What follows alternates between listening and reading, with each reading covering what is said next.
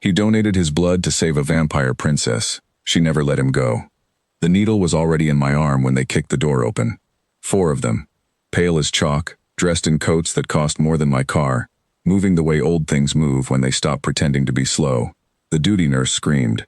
I did not. I looked at the one in front, a tall man with silver hair and the kind of face that belonged on a coin from a dead empire, and I said very clearly, "If you slam that door again, you will deal with the paperwork when my blood pressure spikes and we have to start the draw over." He stopped. That was how I met the House of Eternal Dusk. My name is Callan Marsh. I am 32 years old. I am a blood technician at the Sanguine Accord Institute, which is a medical facility that has operated under joint human-vampire oversight since the Accord of Vale made supernatural existence a matter of public record 7 years ago. I have been donating blood voluntarily since I was 19, not because I am brave, because I have a rare blood marker called Helix Null, which means my blood does things most blood cannot, and wasting a biological advantage seemed irresponsible. The silver-haired man introduced himself as Lord Edrin, head physician of the House of Eternal Dusk. He told me their princess was dying. He told me she had been poisoned with a compound of silver salt and sunstone extract, that her own vampiric blood was reacting catastrophically to the toxin, and that standard vampire blood donations were accelerating the damage rather than slowing it. He told me she needed Helix Null blood, that the Institute's records showed I was the only registered Helix Null donor within 400 miles, and that every hour she went without a transfusion reduced her chances of survival by roughly 11%. He told me all of this in about 40 seconds, standing very still, with the absolute composure of a man who had watched centuries pass, and was now watching one of them nearly end. Then he said, "We are prepared to compensate you in any amount you name." I looked at him. I looked at the 3 attendants behind him, who were trying to look calm and failing. I looked at my arm, the needle still properly seated in the vein, the draw bag half full. 500 milliliters tonight, I said. I can give another 500 in 48 hours, and the final draw 2 weeks after that. Those are the safe limits. You do not get to push past them because she is royalty. Biology does not care about titles. I paused. Also, someone needs to go get my technician back. She ran into the hallway and I need her to monitor the draw. Lord Edrin stared at me for exactly 3 seconds. Then he sent someone to find the technician. I finished the donation. They transported the blood. I went home, made soup from a can, and slept for 10 hours. I thought that was the end of it. 43 hours later, Lord Edrin called to tell me the first transfusion had stabilized the princess, and that she was asking to see me after the second draw. I said that was fine, as long as it did not interfere with the draw's medical protocol. He was quiet for a moment in a way that suggested he was not accustomed to people treating requests from his household as scheduling concerns. The second draw went without incident. Afterward, they led me into a room in the Institute's private wing that had been, in the past 43 hours, quietly transformed into something that looked like it belonged inside a very old and very serious palace. Drapes I did not remember ordering, chairs that had never seen a supply catalog, and the faint smell of something cold and clean, like stone after rain. She was standing by the window. Seraphine Veldoran was 912 years old, according to the file Lord Edrin had sent over for medical reference. She was tall and still and white-haired, not from age but from birth, and she looked at me the way someone looks at a map of a country they thought they understood and have just realized they do not. "You are the donor," she said. "Callan Marsh," I said. "Blood technician. I have a third draw scheduled in 12 days. How are you feeling?" She blinked. It was a very slow blink, the kind that suggested she had stopped using it reflexively sometime around the 14th century, and now only did it deliberately. "No one has asked me that," she said, in quite that way. "It is a standard intake question." "Yes," she said, "I know. That is what I mean." She did not seem dangerous, standing there. She seemed tired in a way that had nothing to do with the poisoning, a tiredness that lived underneath the recovery, older than it. I noted it the way I noted anything in a patient, filed it, said nothing about it. She told me about the life debt then, not in a ceremonial way, clinically, almost, which I appreciated. She explained that vampire tradition bound a saved life to its savior in a formal, near-contractual obligation, that her blood now carried traces of mine, woven into her restored tissue at a cellular level, that she could sense my presence, faintly, like a sound at the edge of hearing. I asked how long that would last. She said no one knew, because no human had ever saved a vampire of her bloodline before. There was no precedent. "So what does the debt require?" I asked. "I am still determining that," she said. "But it cannot be settled with money. I want you to understand that is not an insult. It is simply not how this works. All right, I said. Keep me informed, and please drink something before the third draw. Your fluid intake will affect how we monitor the transfusion's integration. She stared at me again with that slow, considering look. You are a very unusual man, she said. I am a technician, I said. We are all like this. She laughed. It was a small laugh, surprised out of her, like something that had been waiting behind a locked door for a very long time, and slipped out when she was not paying attention. She covered it quickly, but I had heard it. The following 2 weeks were, in medical terms, uneventful. In every other term, they were not. Seraphine began appearing at the institute, not during draws, just there, sitting in the waiting area in gowns that cost more than the building's annual cleaning budget, reading journals with the focused attention of someone who was taking notes for an exam, except the exam was 9 centuries of catching up on modern immunology. She asked questions that were sharp and specific, and occasionally ahead of where the current literature had arrived, because she had spent several hundred years observing vampire physiology up close, and had simply never had anyone technically qualified to compare notes with. I started answering the questions. It seemed rude not to. What I noticed, slowly, over those 2 weeks was that she was never performing. The court around her performed constantly, a theater of formality and deference and careful positioning. Seraphine, when no one from the court was watching, became something quieter and more precise. She disagreed with things. She said so. She found the Institute's donor registration process unnecessarily complicated, and spent 2 hours one afternoon redesigning the intake form on a spare notepad, then handed it to the administrative coordinator, without explaining who she was or why she had done it. The coordinator, who did not recognize her without the court entourage, said it was a good idea and implemented it the following Monday. I did not tell Seraphine about that for a week. When I did, she went very still, and then something moved across her face that I did not have a clinical term for. The third draw happened on a Tuesday. She was present, as she had been for the second, sitting across the room and reading while the technician monitored the bag. When it was done and the technician had stepped out to log the sample, Seraphine set down her journal and said, "Someone tried to have you followed last night." I looked up from pressing the gauze to my arm. Followed or followed with intent? The second one. I thought about that for a moment. Someone from your court? A faction within it, she said. They believe the life debt complicates the succession line. They would prefer it dissolved. She paused. They cannot dissolve it through legitimate means, so they are considering less legitimate ones. Are you telling me I am in danger? Yes. Thank you, I said. That is useful information. I will adjust my commute. She looked at me with that expression again, the one I did not have a term for. You are not frightened. I am a little frightened, I said honestly. But fear is just information. What do I do with it? 3 nights later, 2 men followed me into the parking structure behind my building. They were not subtle about it. Vampire court assassins apparently operate on the assumption that humans will be too paralyzed to function, which is a reasonable assumption when you are dealing with beings who can cross a room in under a second and hit hard enough to dent structural steel. It had, historically, been a reliable assumption. I am a field medic by original training. 7 years in emergency response before the Institute. I have treated vampires. I have read every anatomical study published since the Accord, and I know, in specific and technical detail, exactly which nerve clusters vampires share with humans, where their light sensitivity concentrates in the orbital cavity, and how sudden high-intensity light disrupts vampiric visual processing for approximately 4 to 7 seconds, depending on age and adaptation. I had a small pen light in my jacket, medical grade, high output. I do not want to overstate what happened. I was not graceful about it. I took a hit to the shoulder that left a bruise the size of a dinner plate. But when the first one grabbed me, I put the light directly against his left eye at full output, and when the second one lunged, I stepped inside the reach the way you step inside a punch, drove my elbow into the nerve cluster under his jaw, and then both of them were on the ground, and I was calling emergency services and trying to remember if the facility had a vampire-capable trauma unit on call that night. Seraphine arrived before the responders did. She stood in the entrance of the parking structure, looked at the 2 incapacitated men on the ground, looked at me, and said nothing for a moment.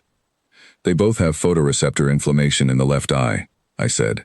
The one on the right may have some jaw nerve damage, but it should resolve. They need a vampire-capable facility. How did you do this? She said. It was not exactly a question. They underestimated me, I said. People do that. It is usually a mistake. She looked at me for a long time. There was something different in it now. That long, considering look. Not the look of someone studying a map anymore. the look of someone who had arrived somewhere they were not expecting and was recalculating the route. "You could have been killed," she said. "Yes," I said. "But I was not." The court hearing was called 3 weeks later. The faction that had sent the assassins had enough political standing to force a formal proceeding, a mechanism under vampire law that would require Seraphine to appear before the court council and address the life debt formally. Their argument was that a debt to a human introduced instability into the succession line, that it should be severed cleanly, that there existed a ritual which could accomplish this. Lord Edrin called me privately, the night before the hearing, to tell me about the ritual. He said it clearly, without softening it. The severance would require my willing participation. It would sever the blood bond by essentially reversing the transfusion's integration at a cellular level. For most humans, survivable. For a helix null donor whose blood had bonded as deeply as mine had in 3 full draws, the probability of serious physical harm was high. The probability of fatality was not negligible. He also told me that Seraphine did not know he was calling me, that she had decided to face the hearing alone, accept the severance, and find another way to protect me afterward. That she had made this decision because telling me the truth about the ritual would require her to explain something she was not ready to explain. I thanked Lord Edrin for his honesty. Then I spent the night reading every piece of vampire contract law I could access through the Institute's legal database, which was, fortunately, quite comprehensive. I arrived at the court hearing at 9 in the morning wearing the same clothes I wore to work, because I do not own anything suitable for vampire court, and I was not going to pretend otherwise. The council chamber was exactly what you would expect from beings who had been accumulating architectural opinions for several hundred years. High ceilings, old stone, the kind of silence that had weight to it. 14 council members in a curved row. The faction's representative, a vampire named Lord Corvain, who had the look of someone who had been angry for so long it had become structural, and Seraphine at the center, who saw me walk in and went very still. I sat down at the open testimony seat before anyone could tell me I was not supposed to be there. Lord Corvain objected. I waited for him to finish. Then I said calmly that I had reviewed the relevant provisions of the Accord of Vale's integrated contract law, specifically the sections covering life debts formed through biological mediation rather than formal court ritual, and that under those provisions, a debt formed through direct physiological intervention could not be administratively severed without the voluntary and fully informed consent of both parties. I said that I had not been informed, therefore the proceeding lacked standing. Lord Corvain told me I was a human who did not understand the depth of what I was speaking about. I said that might be true, but the law did not require me to understand it deeply. It only required me to read it correctly, and I had read it correctly. There was a very long silence. One of the council members, an older woman with white eyes who had not spoken yet, said, "The donor is technically correct." Lord Corvain said several things after that, none of which changed the council member's assessment. I said one more thing before the hearing concluded. I said that regardless of the legal outcome, I wished the council to understand that I was not refusing the severance out of ignorance of the risk. I had read Lord Edrin's notes. I understood the risk. I was refusing because the severance, under these conditions, was being forced for political reasons that had nothing to do with the debt itself, and doing a medically harmful thing to someone for political reasons was wrong. That was all. It was not complicated. The proceeding dissolved. The faction had no mechanism to proceed. I walked out of the chamber. Seraphine followed me into the corridor. She said, "You knew." I said, "Yes." She said, "Lord Edrin told you." I said, "Yes." She was quiet. Then, "You came anyway." I stopped walking. I turned around. She was standing very still in the corridor. 900 years old, ancient and powerful, and, underneath all of it, looking at me with something I recognized from the emergency ward. The look of someone who had been very afraid and was only now, with the danger past, allowed to feel it. "I came," I said, "because what they were trying to do was wrong, that is all. I am not a hero. I did not come for you specifically. You came for the principle. I came because I knew the right thing and I did it. That is what I do." She was quiet again, longer this time. "I have not met many people," she said finally, "who do things simply because they are right, not in 900 years. I said, "You should get out more." She laughed again, that same surprised sound, except this time she did not cover it. In the weeks after the hearing, something settled, not dramatically, not with ceremony, the way a fracture heals, quietly and under the surface, until one day you press on the spot and it does not hurt anymore. Seraphine began working with the Institute in an informal capacity. She had 9 centuries of anatomical observation and no outlet for it. and the Institute had researchers who had been working on vampiric and human physiological crossover for years, without the primary source sitting in their waiting room. The arrangement suited everyone. I ran her donor intake form. Standard questions. Most of them did not apply. She answered the ones that did with the precise attention she brought to everything. At the end of it, she said, "The dreams have changed." I looked up from the form. "The blood bond dreams? When the bond first formed, I dreamed your memories. Old ones. A patient you lost, years ago." She said it carefully, watching me. "I understand now why you donate. It is not guilt, or it was, once. Now it is just what you do." I set down the form. "How long have you known that?" "Since the third draw," she said. I said nothing, because you did not offer it. I looked at her. It was my turn, I supposed, to sit with being seen clearly and not flinch from it. "He was 24, I said. "Field triage. There was nothing to do.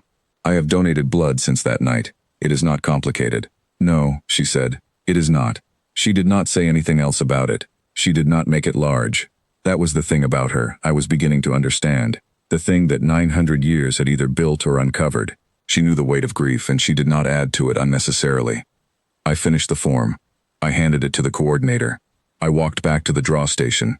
Behind me, I heard her say quietly, to no one in particular, "It is very strange, having a heartbeat you can recognize."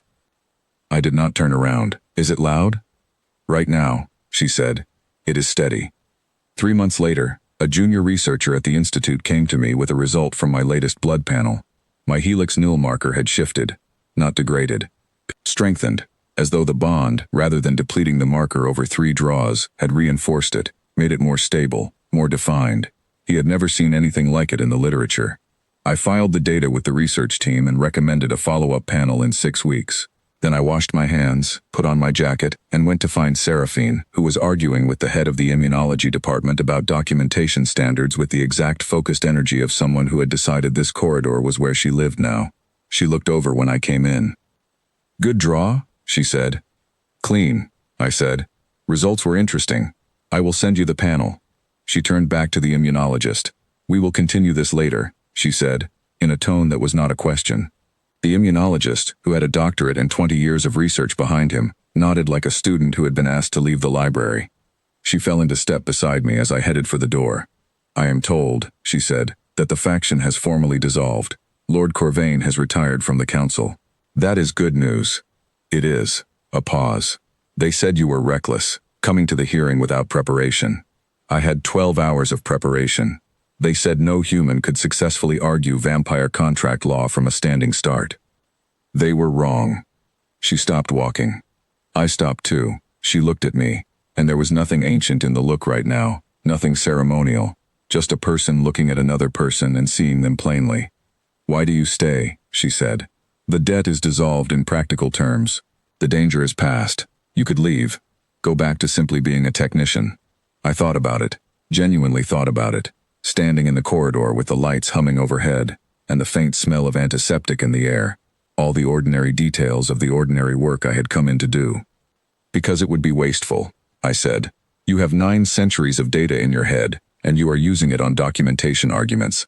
That seems like a waste, and I have helix null blood, and 12 years of field experience, and apparently a reasonable grasp of vampire law." I shrugged. "There is work to do." She studied me for another moment. "That is the least romantic reason to stay that I have ever heard," she said. "I am not a romantic," I said. "No," she said. "You are something rarer." We walked out together, into the ordinary afternoon, and I thought about nothing particularly profound, about the panel results I needed to send, about the follow-up draw in 6 weeks, about the fact that the cat had eaten the plant on the windowsill again and I needed to move it higher. When they asked me later, other technicians, the researchers, even Lord Edrin once over a very long and wine-heavy evening, whether I regretted any of it, the donation and the debt and the hearing and all the months in between, I always said the same thing. I said no. I said it without thinking, without hesitation, the way you say things that have stopped needing to be examined. Because somewhere in the Institute right now, a 900-year-old vampire was improving documentation standards and arguing with immunologists, and occasionally, when she thought no one was paying attention, laughing at something she had read. And I had done that, not heroically, not by being special, just by doing my job correctly, one draw at a time. That seemed like enough.